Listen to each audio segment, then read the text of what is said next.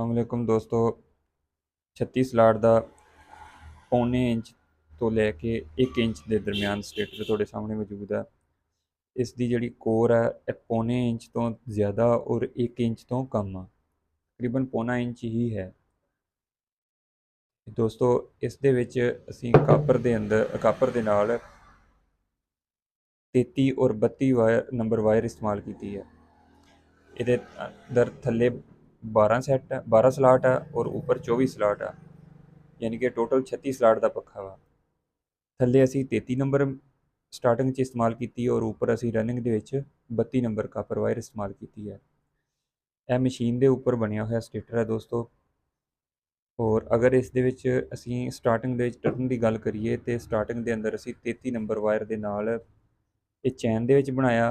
ਹਰ ਕੋਇਲ ਦੇ ਅੰਦਰ ਅਸੀਂ 330 ਟਰਨਾਂ ਦਿੱਤੀਆਂ, 660 ਟਰਨਾਂ ਟੋਟਲ ਹੈ। ਅਗਰ ਤੁਸੀਂ ਸੈੱਟਾਂ 'ਚ ਬਣਾਓਗੇ ਤਾਂ 660 ਟਰਨਾਂ ਪਾਓਗੇ 33 ਨੰਬਰ ਨਾਲ। ਅਗਰ ਤੁਸੀਂ ਚੈਨ ਦੇ ਵਿੱਚ ਬਣਾਓਗੇ ਤੇ ਤੁਸੀਂ ਇਸ ਦੇ ਵਿੱਚ 330 ਟਰਨਾਂ ਹੀ ਦਿਓਗੇ ਹਰ ਕੋਇਲ ਦੇ ਅੰਦਰ। ਤੇ ਇਹ ਚੈਨ ਵਾਈਂਡਿੰਗ ਦੇ ਅੰਦਰ ਇਹ ਕ੍ਰਾਸ ਲੈਦਰ ਰੱਖਣਾ ਬਹੁਤ ਜ਼ਰੂਰੀ ਹੈ।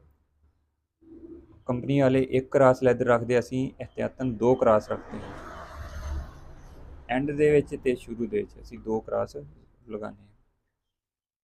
ਇਹਦੇ ਵਿੱਚ ਅਸੀਂ ਰਨਿੰਗ ਦੇ ਅੰਦਰ ਅਸੀਂ 32 ਨੰਬਰ ਕਾਪਰ ਵਾਇਰ ਇਸਤੇਮਾਲ ਕੀਤੀ ਆ ਔਰ 350 ਟਰਨਾਂ ਦਿੱਤੀਆਂ 32 ਨੰਬਰ ਕਾਪਰ ਵਾਇਰ ਦੇ ਨਾਲ। ਥੱਲੇ ਵਾਲੇ ਸੈੱਟ ਅਸੀਂ ਚੈਨ 'ਚ ਪਾਏ ਆ, ਉੱਪਰ ਵਾਲੇ ਸੈੱਟਾਂ ਦੇ ਵਿੱਚ।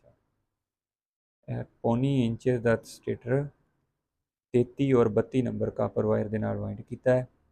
33 ਨੰਬਰ ਦੇ ਨਾਲ ਅਸੀਂ 660 ਟਰਨਾਂ ਹੈ। ਸੈੱਟਾਂ ਦੇ ਵਿੱਚ ਅਗਰ ਤੁਸੀਂ ਬਣਾਓਗੇ, ਅਗਰ ਤੁਸੀਂ ਚੈਨ ਦੇ ਵਿੱਚ ਬਣਾਓਗੇ ਤਾਂ 330 ਟਰਨਾਂ ਦਿਓਗੇ ਚੈਨ ਦੇ ਵਿੱਚ। ਇਹ ਇਸ ਦਾ ਕਾਮਯਾਬ ਔਰ ਹਾਈ ਸਪੀਡ ਵਾਈਂਡਿੰਗ ਡਾਟਾ ਹੈ। 2.5 ਦੇ ਕਪੈਸਿਟਰ ਦੇ ਉੱਤੇ ਤੁਸੀਂ ਇਹਨੂੰ ਫੁੱਲ ਸਪੀਡ ਦੇ ਅੰਦਰ ਚਲਾ ਸਕਦੇ ਹੋ।